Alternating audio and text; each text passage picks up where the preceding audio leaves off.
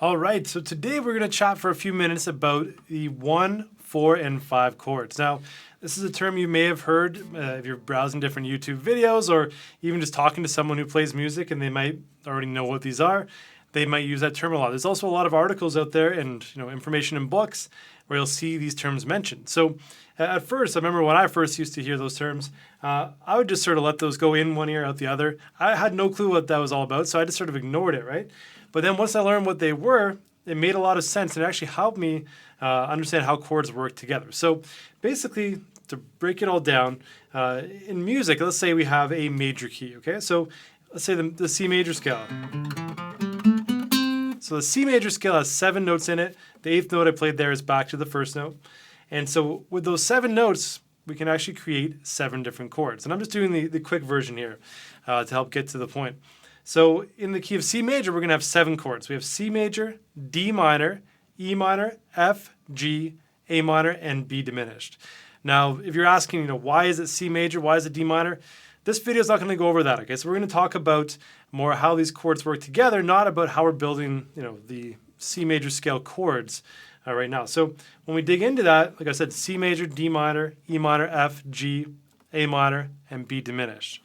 We can take a number and give each of those chords a number. So C major is chord 1, D minor is chord 2, E minor is chord 3, F is chord 4, G is chord 5, A minor is chord 6, chord 7 is that trusty B diminished chord, back to C. So going through those 7 chords in the key of C, those chords all work together. Whatever way you want to put them, okay? So you can experiment. Some variations will sound better than others, but those work. They're in the same chord family. Now, the 1, 4, 5 chords are already right within that. So we have the C chord, the F chord, and the G chord.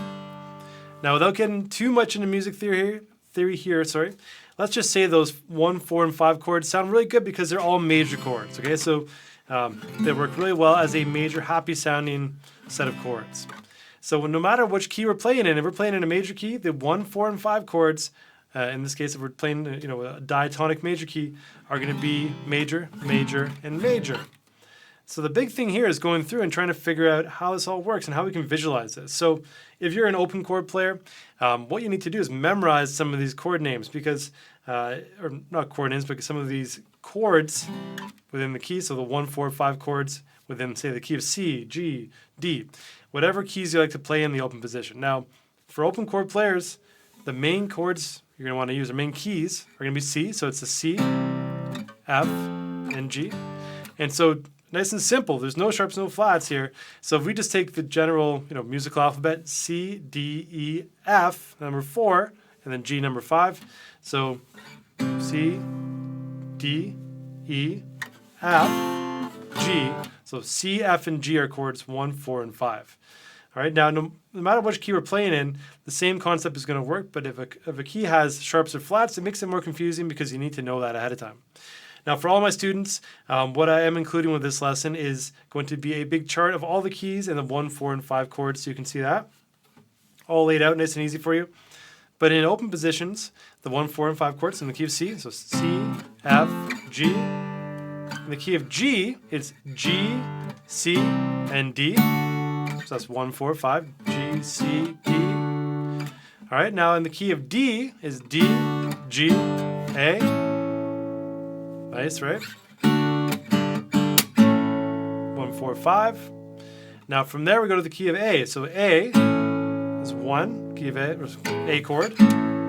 D is chord 4, and E is chord 5. 1, 4, 5. Now the next key we're going to go to is key of E. So we have E, A, and then B7 because we can't just do a regular B major open chord, okay? So there we go. So E, A, and B7. Now, moving on from there, if we go to the next logical key, it would be the key of B major, and it's not going to sound good without playing bar chords. So for the open chord players, we have the key of C, G, D, A, and E. So those 5 keys are really good for open chord players because we don't have to move capo around. We don't have to do anything like that to get the sound we want. We don't need to play bar chords. We just play our standard open chords. So if you know the song Hey Joe, those 5 chords follow that same sort of pattern. And so you can probably try to think of something for yourself that will help you memorize going through those, okay? And remember the sort of rule, because we're not using sharps and flats, we don't need to worry about them too much. So if you just write the letters down on paper, you can count 1. Let's say we're the key of E. 1. So E, F, G, A, right? So E, F, G is 2, 3. A, chord 4. B, or B7 in this case, chord 5. Just because we can't play a B open chord aside from the B7. So leaving that there, the next logical step would be to either move the capo up, which we're not going to do today, or look at how to visualize this as bar chords, okay? So for bar chords, this is a little different, but what we're looking at here is something I'll refer to as the L shape. And for the 1, 4, 5, this is probably one of the first things I learned, not by the name, but by the visual of this, of how these chords work together. So, I didn't know much about music theory, but I knew how the chords belong together in one key, and I could move that up and down just like a scale. I didn't really know the chord names, but I knew that those worked and I could write songs. And I knew the major chords had what I call this L shape. So the first chord, let's say we're on G, right? And I'm playing a G major bar chord here. If you don't know how to play bar chords yet, you don't need to jump to this step just yet, because the first step for you is going to be learning how to play the bar chords. But if you do, we have our G chord, right? So the root note string 6, major chord, E-shaped major chord, okay? The C, which is the 4 chord, is down here right below, okay? And then we're doing the A-shaped bar chord, so 3, 5, 5, 5. And then the 5 chord is on the 5th fret, the D, okay? So we had 1, 4, 5. Again, that's the A-shape bar chord. So for me, visualizing that, I look at it like an L, or a sideways L. So we have this, right? So it's not an L the way you look at it on paper, but it gives you that kind of pattern. 1, 4, 5. Now the cool thing is, if we start on the 5th string root, let's say we start on D, we still have an L shape, but it's in sort of a reverse pattern. This is our 1, our 4 is down here, 3rd fret string number 6, and our 5 is on the 5th fret of string number 6. Alright, so 1, 4, 5. So what you can do to help you get through this is not worry about the note names right away, but try to find those L-shaped chords. So if you know how to play bar chords, at first you just practice playing those in different keys without worrying about the name of them right away. And you could try somewhere else, let's say here.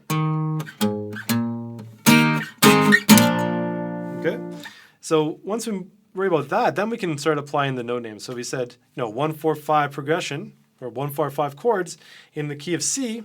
We find our C note. We can play it there, but that's pretty high up on this guitar anyways.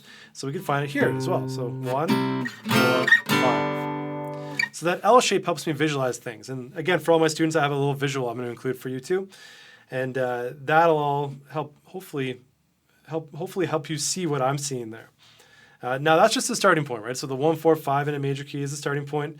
And understanding your note names is another thing too. So knowing how to find your note names on string number 6 and 5, very important to go through this. But one thing to keep in mind here is that this will not only help you play, classic songs, help you work through which chords go together when you're writing songs yourself, but also will help you understand blues progressions, because those are built using 1, 4, 5 chords, and just in general help you communicate with other musicians. So once you know the 1, 4, 5, trying to incorporate the other numbers like 2, 3, and 6, it's not as difficult once you do that 1, 4, 5. Okay, so just remember the L shape, the 1, 4, 5, or the 1, 4, 5. And that pattern changes depending on where you start, like which string you start on and which key you're in. So let's leave this video there, and additional questions, I'm here to help out. And like I said, there is some other stuff for all the students on the student forum, and I'll make sure you get access to that. This is a challenging topic. It can be awkward to get into, but once you get it, you can play this all over the fretboard, make up your own songs, play with other people, jam with them, and they're saying, let's play a 1, 4, 5, 4 in the key of B flat. And all you need to know is the first root note name. You don't need to know all the chord names right away. So have fun with this, or have fun practicing this, and I'll see you soon.